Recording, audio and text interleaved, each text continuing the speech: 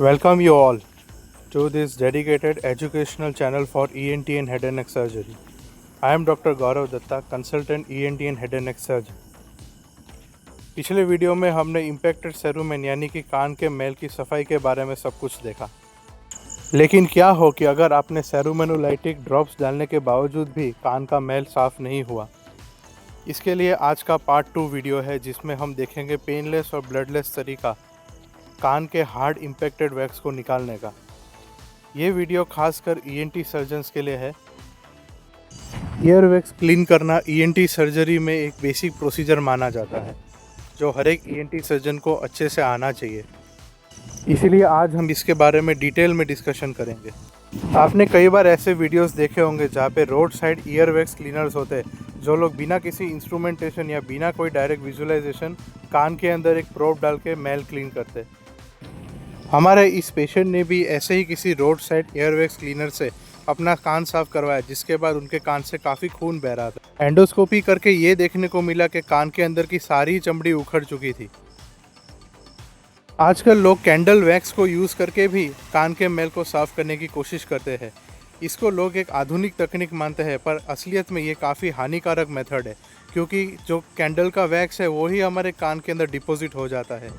इससे हमारे कान को काफ़ी नुकसान पहुंच सकता है क्योंकि इस वैक्स को फिर हमें अलग से निकालना पड़ता है। इसीलिए कान के वैक्स को निकालने के लिए ना ही हमें रोड साइड क्लीनर्स के पास जाना चाहिए, ना ही हमें कैंडल के वैक्स के टेक्निक को यूज़ करना चाहिए। लेकिन जो भी ईएनटी सर्जन्स इस समय इस वीडियो को देख रहे हैं वो लोग सोचेंगे कि हम इतना हार्ड वैक्स कैसे निकाल सकते हैं। आइए देखते हैं पेनलेस और ब्लडलेस तरीका कान के हार्ड और इम्पैक्टेड वैक्स को निकालने का। पेशेंट को सुपाइन पोजीशन में ड्रेप से अच्छे से कवर करना है और पेशेंट को एक कंफर्टेबल पोजीशन में उसके हेड को फिक्स करना चाहिए। उसके बाद 10% लिग्नोकेन स्प्रे करना चाहिए ताकि उसके कान में एनेस्थीसिया हो जाए। अलग अलग साइजेस के ईयर सेक्शंस को यूज़ करना चाहिए और मेन इंस्ट्रूमेंट है Jobson's Horne probe with ring curette. Ear wax clear करना एक काफ़ी ईजी और बेसिक प्रोसीजर है, लेकिन हमें हमेशा एक इन्फॉर्म कंसेंट लेना चाहिए ये प्रोसीजर को स्टार्ट करने से पहले, क्योंकि कुछ पेशेंट्स को वैक्स निकालने के टाइम पे चक्कर भी आ सकता है या तो वॉमिटिंग भी हो सकती है।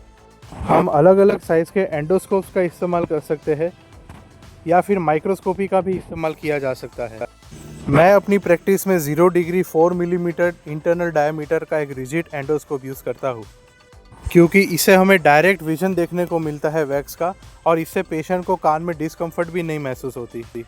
इस वीडियो में आप देख सकते हैं कि पेशेंट के राइट कान में काफ़ी सारा वैक्स है। इनिशियली इस वैक्स को नॉर्मल सलाइन से वॉश देके थोड़ा सा सॉफ्ट करते हैं ताकि जो सुपरफिशियल पार्ट ऑफ वैक्स है उसे हम सक्शन आउट करके क्लीन कर सकते हैं। हमें इस बात का खास ध्यान रखना है कि हमारा सक्शन जो है वो कान के अंदर के स्किन को टच नहीं होना चाहिए, नहीं तो वहाँ से काफ़ी ब्लीडिंग भी हो सकता है। अब हम जॉब्सन हॉर्न्स प्रोब का यूज़ करके वैक्स को धीरे धीरे कान के स्किन के ऊपर से एलिवेट करेंगे और इन दोनों के बीच में एक प्लेन बनाने की कोशिश करेंगे।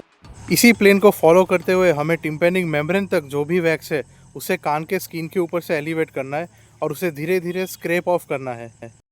इस प्रोसीजर को बड़े ही धीरे धीरे करना है। हमें बड़े ही हल्के हाथों से इस वैक्स को बाहर निकालना है।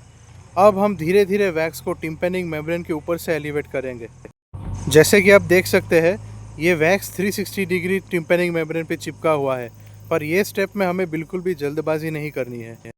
एक छोटी सी मिस्टेक कान के पर्दे में एक छेद कर सकती है जिससे कि पेशेंट को आगे जाके काफ़ी तकलीफ हो सकती है। अब हमें एक छोटे साइज़ का सक्शन लेके धीरे धीरे टिम्पैनिक मेम्ब्रेन के ऊपर से वैक्स को क्लीन करना है। यहाँ पे नॉर्मल सलाइन का वॉश देने से वैक्स जो है वो सॉफ्ट हो जाता है और इसका निकालना काफ़ी आसान हो जाता है। जैसे कि आप देख सकते हैं अभी तक ये प्रोसीजर एकदम ब्लडलेस है और इस प्रोसीजर में पेशेंट को बिल्कुल भी पेन नहीं हो रहा है। अब हम एंटीरियर टिम्पैनिक सल्कस में से वैक्स को क्लीन करेंगे। ये एरिया एक बोनी एज बनाता है जिसके अंदर वैक्स का एक पीस जाके फंसा रहता है। इसको निकालना काफ़ी डिफ़िकल्ट है, इसलिए यहाँ पे हम धीरे धीरे वॉश करके एक पतले सेक्शन का इस्तेमाल करके यहाँ से वैक्स को क्लीन करेंगे। कोई भी स्टेप में हमें जल्दबाजी नहीं करनी है।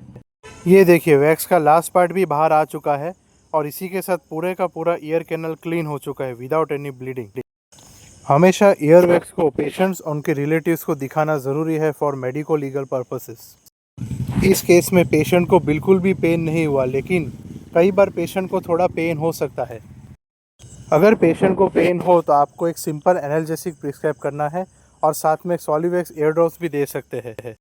ईएनटी रिलेटेड कोई भी जानकारी के लिए आप मुझे इस नंबर पे कॉल कर सकते हैं। ईएनटी रिलेटेड इंटरेस्टिंग टॉपिक्स के बारे में जानने के लिए आप मेरे चैनल को लाइक, शेयर और सब्सक्राइब कीजिए। Thank you.